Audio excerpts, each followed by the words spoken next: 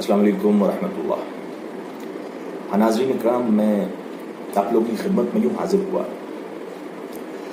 کہ یہ تیزی سے بدلتا ہوا وقت زوال، یہ تیزی سے تبدیل ہوتا ہوا وقت، یہ مسلمانوں کے اچھے وقت کی طرف اشارہ تو کرتا ہے، لیکن ساتھ ساتھ ہمارے ان برے وقتوں کی نشاندہی بھی کرتا ہے، ہمارے ان برے اعمالوں کی، ان غلطیوں کی نشاندہی بھی کرتا ہے جو گزشتہ دور میں ہم سے سرزد ہوئیں، وہ غلطیاں۔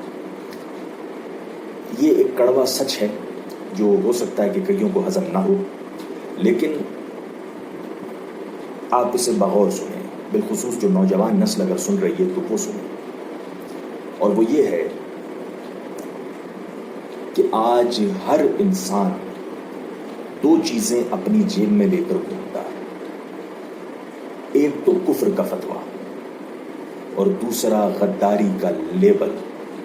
جہاں کوئی ملا چپکا دیا، جہاں کوئی ملا دے دیا۔ ہر کوئی انسان، ایسا نہیں کہ باسند بے سند بھی، ہر کوئی اپنے اپنے لیول کا عالم ہے، ہر کوئی اپنے اپنے لیول کا ایک تجزیہ نگار ہے، ہر کوئی اپنے اپنے لیول کا صحافی ہے، ہر کوئی اپنے لیول کا ماہرین سیاست ہے، ماہرین خطابت ہے، ماہرین دنیا ہے، ماہرین دین ہے، سب ہیں اپنے اپنے لیول۔ اچھا، یہ کوئی ہماری تعریف نہیں ہے، یہ اس قوم کی تعریف نہیں ہے، یہ توہین ہے، کیونکہ جو شخص خود کو کچھ سمجھنے لگتا ہے، اللہ کی قدرت اسے کسی کو سمجھنے کے لائق نہیں چھوڑتی، پھر دنیا میں اسے کوئی نہیں سمجھتا جو خود کو کچھ سمجھنے لگتا ہے، اور جو خود کو حقیر، بدترین، بد کردار، بد تہذیب، گرا ہوا، ادنا سے ادنا انسان سمجھتا ہے خود کو، پھر اسے دنیا اعلیٰ اور افضل سمجھتی ہے۔ اس وقت نہ سمجھے، اس میں ڈرنے کی بات نہیں ہے، اور یہ کوئی کمزوری بھی نہیں ہے، کوئی غلط علامت بھی نہیں ہے، لیکن بعد میں اسی کا ڈنکا بجتا ہے۔ اچھا، یہ جو میں آپ کو بتا رہا ہوں، یہ کسی اور کا نہیں، ہماری معاشرے کی حقیقت ہے، ہمارے ہی معاشرے کی دین ہے، ہماری ہی سوسائٹی کی دین ہے جو ہمیں ملی ہے، ہمارے آنے والی نسلوں کو ملی ہے۔ یعنی جو آپ کے اسکول آف تھاٹ سے، آپ کے مکتبہ فکر سے تعلق یا ہم خیالی نہ رکھتا ہو، اسے آپ کافر قرار دیتے ہیں۔ جو آپ سے مناسبت یا اتفاق، آپ کی باتوں سے، آپ سے نہیں، آپ کی باتوں سے، آپ کی رائے سے اتفاق نہ رکھے، آپ اسے واجب القتل قرار دیتے ہیں۔ آج یہی ہو رہا ہے۔ یعنی کہ دیکھیے، یہ اس دین کے اندر زوال تب آیا جب اس قوم نے اللہ کا دین چھوڑ کر اللہ کا دین ایکسپٹ کر لیا۔ اللہ کا دین کیا ہے؟ خدمت خلق کرنا، خلق سے خدمت کروانا نہیں، پوائنٹ بی نوٹڈ۔ خدمت خلق کرنا خلق سے نہیں، خدمت خلق سے نہیں کروانا، خلق کی خدمت کرنا۔ اللہ کا دین کیا ہے؟ خود کی بات تو کہنا، لیکن دوسروں کو بھی سن لینا۔ یہاں پہ بھی الٹا ہے، یہاں پہ تو یہ ہے صاحب کہ اگر خود کی بات نہ مانی تو قتل ہو جاتے ہیں، دنگے ہو جاتے ہیں، لڑائی ہو جاتی ہے، حادثات ہو جاتے ہیں۔ آج تو یہ زمانہ ہے۔ یعنی ایک کمیونٹی ہے جو ممبروں پر بھی، مساجد میں بھی، میں سب کو نہیں کہہ رہا، کڑوی بات ہے لیکن سچی بات ہے، سب کو نہیں کہہ رہا، ہر ممبر پر، ہو سکتا ہے ان میں سے کچھ محفوظ ہوں، کچھ ممبر بچے ہوں، کچھ جو ہیں اسٹیج بچے ہوں، لیکن اکثر و بیشتر دیکھا جا رہا ہے کہ وہاں سے ایک ہی جو ہوتا ہے نا رٹک طوطا، جو طوطے کو رٹا دیا جائے، بس وہ بولتے جاؤ بولتے جاؤ بولتے جاؤ، اور یہ بیچاری بھولی بھالی عوام، اس عوام کے مقدر پہ بھی حیرت ہے۔ یہ جبے اور قبے کے اندر اپنا دین دھرم دے دینے والی عوام، بس جبہ قبہ دیکھ لیا بھئی یہ تو ابھی آسمان سے نازل ہوا ہے، لیکن دوستوں یہ حقیقت نہیں ہے۔ کیا ابو جہل جبہ نہیں پہنتا تھا؟ کیا یزید جبہ نہیں پہنتا تھا؟ بڑے بڑے یہ جو ظالم بادشاہ گزرے، یہ جبے قبے نہیں پہنتے تھے؟ آج بھی سعودی میں دیکھیں، یہ نہیں پہنتے، پہنتے۔ لیکن ان کے دل اسلام سے، دین سے خالی ہیں، تو کسی کی بناوٹ پر، ظاہری بناوٹ پر، سج دھج پر اپنے عقیدے کو ان کے ہاتھوں میں دے دینا، یہ کون سی سمجھداری ہے؟ آج مولوی صاحب کہتے ہیں اکثر و بیشتر کہ بھائی سائنس کا اور دین کا تعلق نہیں ہے، اس سے بڑا جاہل کوئی نہیں ہو سکتا۔ میں پچھلی ویڈیو جو 2-3 پیچھے جو ویڈیو آئی ہے اس میں بتا چکا ہوں۔ دوسری بات یہ کہ اپنے مکتبہ فکر کو چھوڑ کر دوسرے مکتبہ فکر سے، دوسرے جو مسلک سے بات کرنا بھی گناہ ہے، اور اس کی جیتی جاگتی میں مثال دوں منافقت کی۔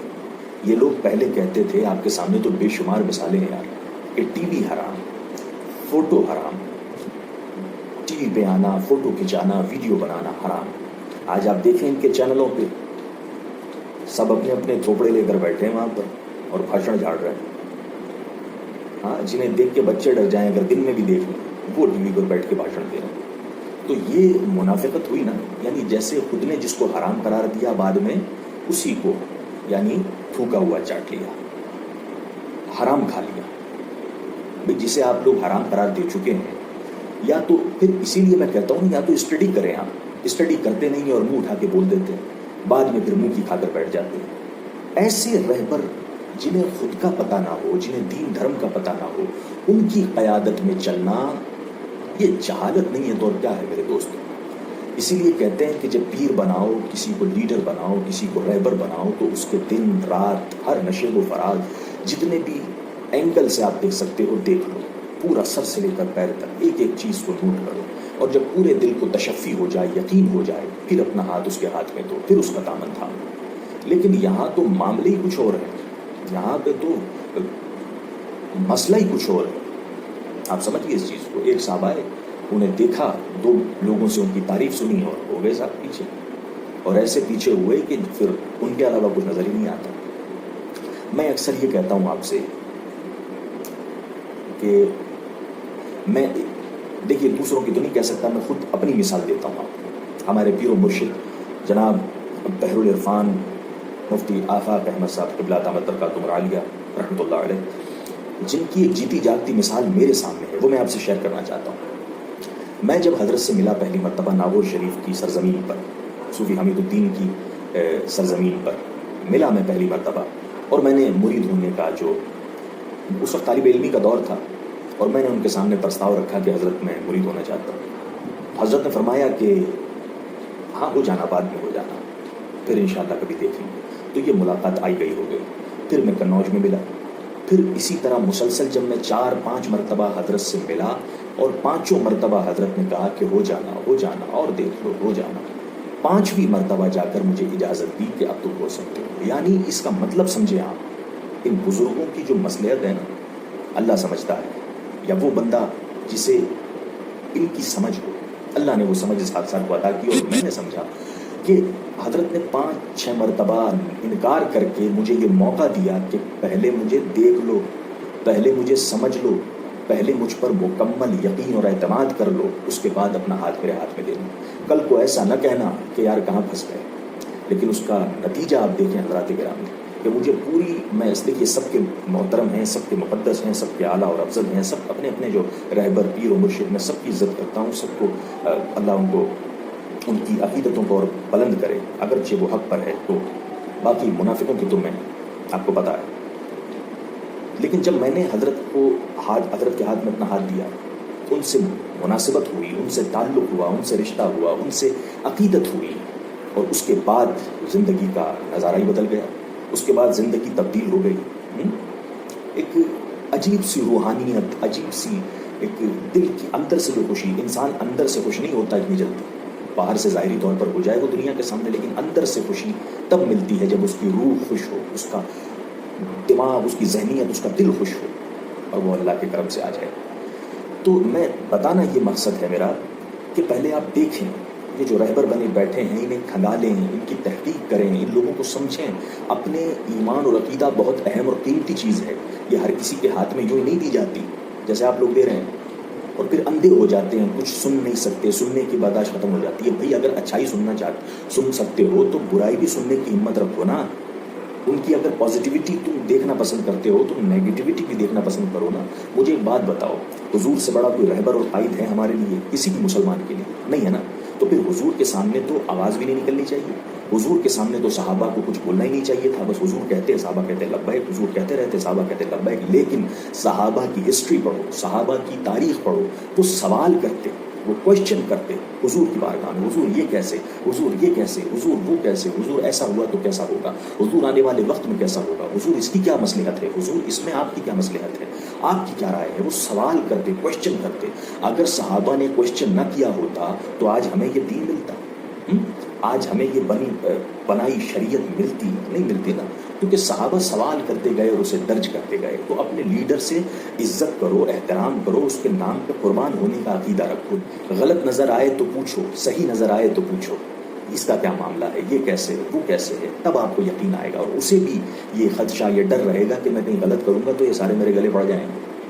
اس لیے وہ بھی گناہوں سے بچے گا جو آپ کا رہبر ہے، اور آپ بھی محفوظ رہیں گے. بھائی جن کے لیڈر ہی خراب ہوں، وہ خود گناہوں میں ملوث ہوں، وہ امت کو کیا، وہ مریدوں کو کیا جنت میں لے کے جائیں گے. آپ سمجھ رہے ہیں میرا اشارہ؟ تو اپنے آپ کو محفوظ رکھیں، اپنے عقیدے کو، اپنے دین کو، بالخصوص اپنی آخرت کو. کیونکہ جس بس کا، جس کار کا، جس گاڑی کا ڈرائیور انسیکھا ہو، اس گاڑی کا ایکسیڈنٹ ہی ہوتا ہے، اور وہ تو جاتا ہے ساتھ میں ساری سواریوں کو بھی لے کے جاتا ہے. اس لیے جاگے رہیں، آنکھیں کھلی رکھیں.